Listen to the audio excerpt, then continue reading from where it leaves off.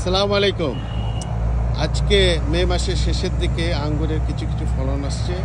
আজকে আমার বাগানে আসছে আমার বড় শালি, সম্পর্ক বড় না, শালিদের মধ্যে বড়। উনি একজন ভূতপূর্ব প্রধান শিক্ষিকা, বর্তমানে অবসরে আছেন। বাট দেখে কিন্তু মনে হবে না, দেখে মনে হবে যে কেবল চাকরিতে জয়েন করেছে। ওনারই ছেলে প্লাবন, এ হলো নিউলি ম্যারিড। এই যে আমার বৌমা সাবা, এরা আসছে আঙ্গুর খেতে।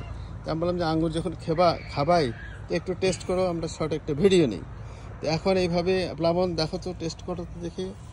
এই যে এটা হলো একলো, এটা একটা ভালো সাইজ হয়েছে, কালার হয়েছে এবং বেশ রস হলো, বড়গুলো ছিল। হ্যাঁ,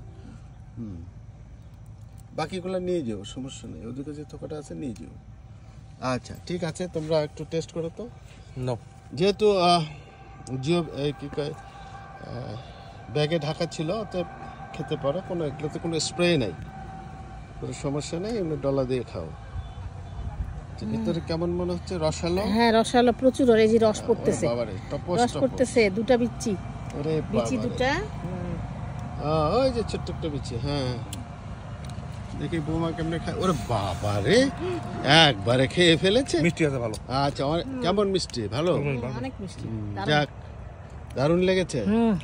আচ্ছা তাহলে এটা পোষাবে না? হ্যাঁ আচ্ছা ঠিক আছে, আলহামদুলিল্লাহ। সবাই দোয়া করবেন।